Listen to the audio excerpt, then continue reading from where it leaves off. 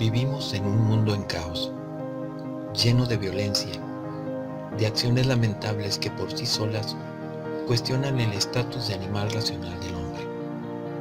No obstante, también todos los días en el mundo hay actos heroicos de personas que con sus acciones producen cambios en las vidas de sus semejantes, motivando a que este sea un mundo mejor.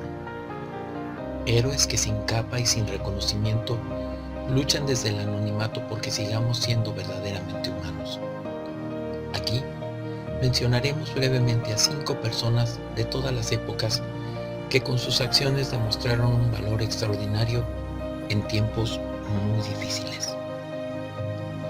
El hombre del tanque o el rebelde desconocido son los nombres que se atribuyeron a un hombre anónimo y valiente que se volvió internacionalmente famoso al ser grabado y fotografiado de pie frente a una columna de tanques tipo 59 durante las protestas de la plaza de Tiananmen de 1989 en la República Popular de China. La imagen la captaron el 5 de junio del 89 4 fotógrafos desde los balcones del Hotel Beijing a 200 metros de la plaza. Los estadounidenses Jeff Widener para la agencia Associated Press y Charlie Cole de la revista Newsweek, el británico Stuart Franklin para la agencia Magnum Photos y el hongkonés Arthur Sang para la agencia Reuters. La fotografía de Widener es la más reconocida y fue tomada con una Nikon y una lente de 300 milímetros desde un balcón del Hotel Beijing. La noche anterior el fotógrafo había sido asaltado y agredido por la policía que le requisó el material captado de la represión contra los estudiantes. Por eso, a poco de tomar las imágenes del hombre del tanque, escondió el carrete en la cisterna de un inodoro. Pese al registro de su habitación, logró sacar la fotografía y enviarla a su redacción.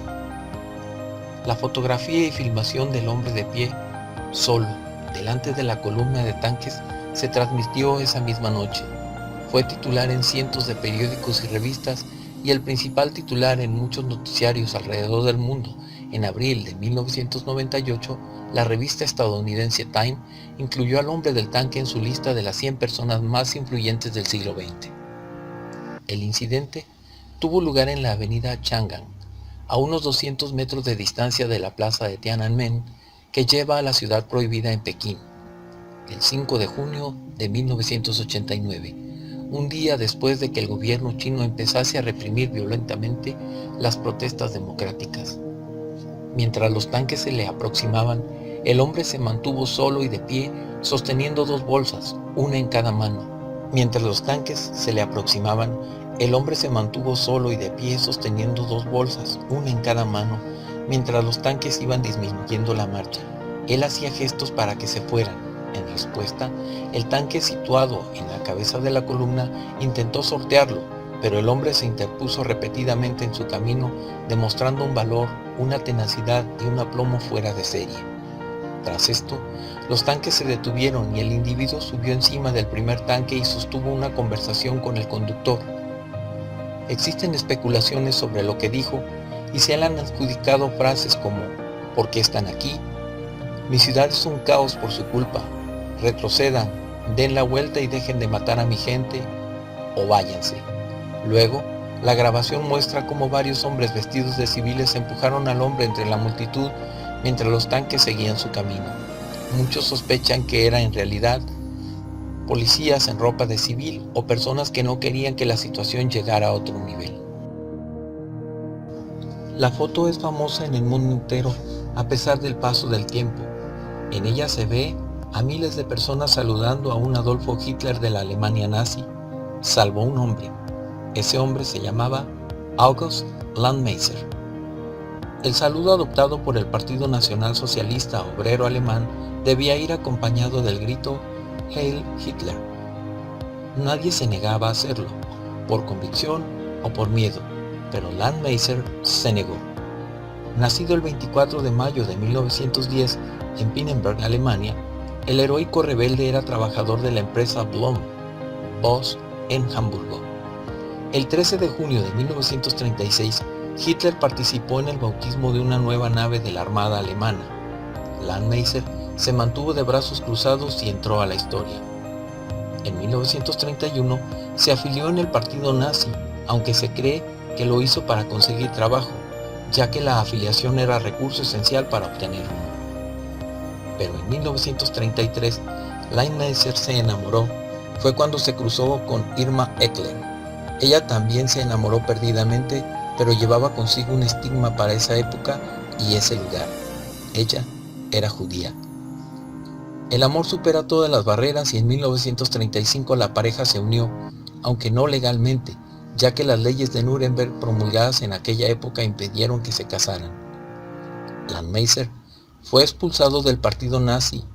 Al hombre no le importaba, solo le interesaba Irma e Ingrid, la hija que ambos tuvieron en octubre de 1935.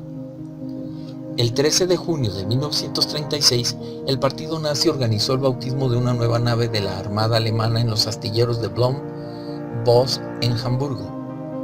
Los obreros asistieron en masa y realizaron el saludo nazi, salvo Landmeiser, que se mantuvo de brazos cruzados y entró a la historia. Esta foto se convirtió en un emblema del desafío, pero fue su certificado de defunción en vida.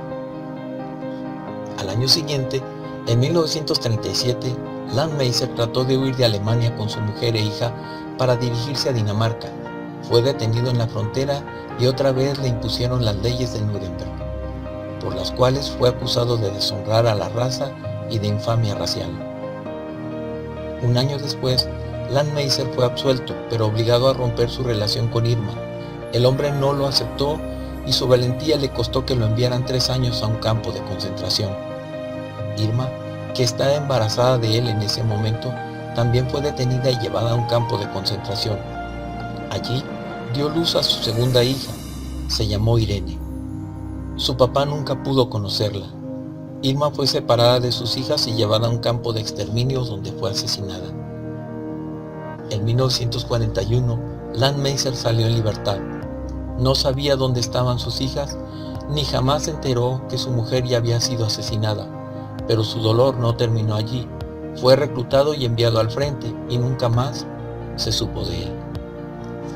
La historia de la pareja se mantuvo en secreto hasta 1996, en que fue dada a conocer por Irene, la pequeña que había sido llevada a un orfanato tras separarla de la madre y más tarde fue adoptada. Su hermana Ingrid tuvo más suerte, vivió con su abuela materna.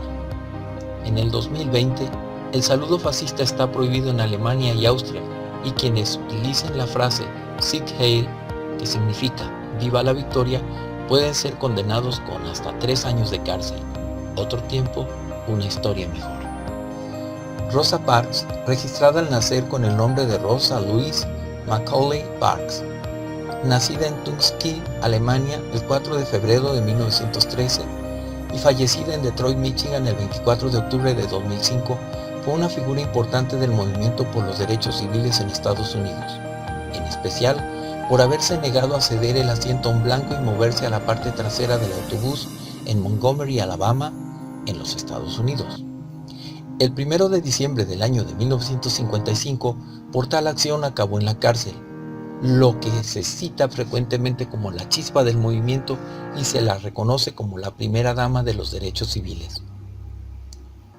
En aquel entonces Rosa tenía 42 años, cuando el 1 de diciembre de 1955 tomó un transporte colectivo para volver a su casa, específicamente un autobús. En ese momento, los vehículos estaban señalizados con una línea, los blancos delante y los negros detrás. Así, la gente de raza negra subía al autobús, pagaba al conductor, se bajaba y subía de nuevo por la puerta trasera. Parks se acomodó en los asientos del medio, que podían usar los negros si ningún blanco lo requería. Cuando se llenó esa parte, el conductor le ordenó junto a otros 3 negros que cedieran sus lugares a un joven blanco que acababa de subir. Este ni siquiera había pedido el asiento, dijo después Parks en una entrevista a la BBC. Los otros se levantaron, pero ella permaneció inmóvil. El conductor trató de disuadirla, debía ceder su asiento, es lo que marcaba la ley. Voy a hacer que te arrestre, le dijo el conductor. Puede hacerlo, respondió ella. Cuando la policía le preguntó por qué no se levantaba, contestó con otra pregunta. ¿Por qué todos ustedes están empujándonos por todos lados? Fue encarcelada por su conducta acusada de haber perturbado el orden. En respuesta al encarcelamiento de Rosa, Martin Luther King, un pastor bautista relativamente desconocido en ese tiempo, condujo la protesta a los autobuses públicos de Montgomery, en los que colaboró también la activista y amiga de la infancia de Rosa, Johnny Carr, y que simplemente convocaba a la población afroamericana a organizarse para transportarse por sus propios medios o caminando y no tomar los autobuses.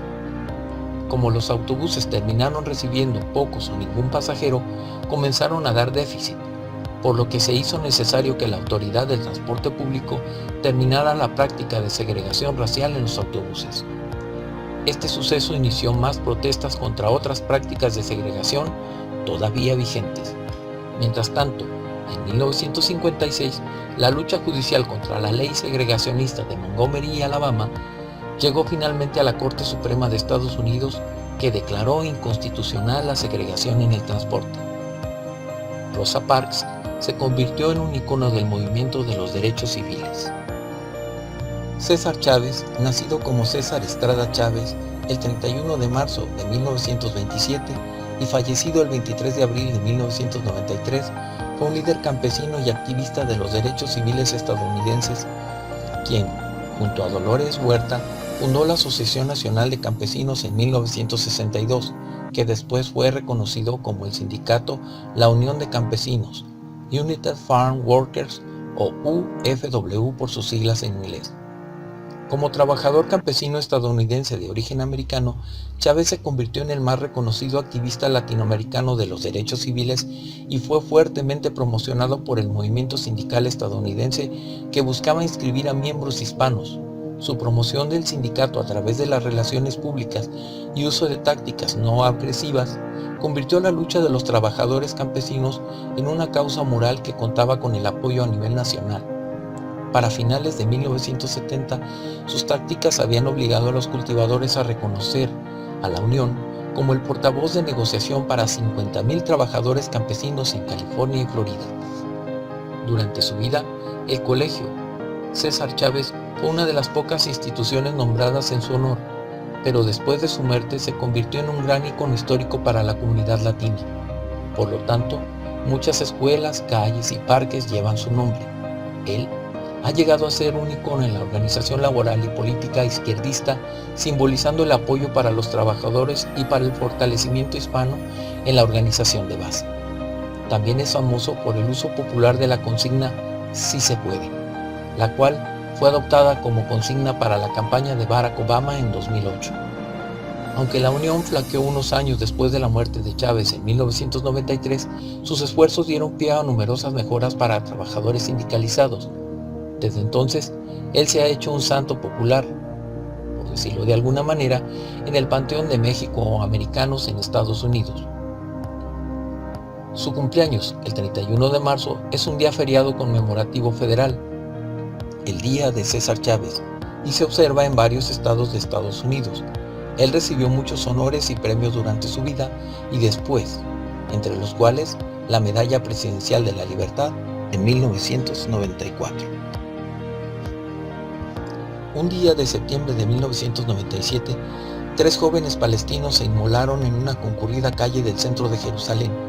En el ataque Kamisake murieron 5 israelíes, incluyendo 3 niñas de 14 años. Elhanan era la madre de una de ellas y a partir de ese momento decidió transformar su dolor en activismo. Esta israelí creó el Foro de Familias Afligidas, que agrupa a más de 500 familias israelíes, palestinas, judías, musulmanas, laicas y ortodoxas, que creen que la represión no es una respuesta adecuada a la violencia y luchan por la paz en los territorios palestinos. Su iniciativa implica inculcar el respeto por todas las culturas e impedir que el dolor por las muertes causadas por atentados se convierta en razón de enemistad. Por eso, este grupo de padres y madres organizan seminarios y charlas para concientizar a la población. Han logrado crear incluso una emisora de radio y un programa de televisión en los que cuentan historias reales vividas por los miembros del foro. Creemos que la maternidad, la paternidad y el deseo de salvar a los niños que están vivos son los únicos denominadores comunes que van más allá de la nacionalidad, la raza y la religión, escribió Nurit en su ensayo Los padres afligidos por la paz.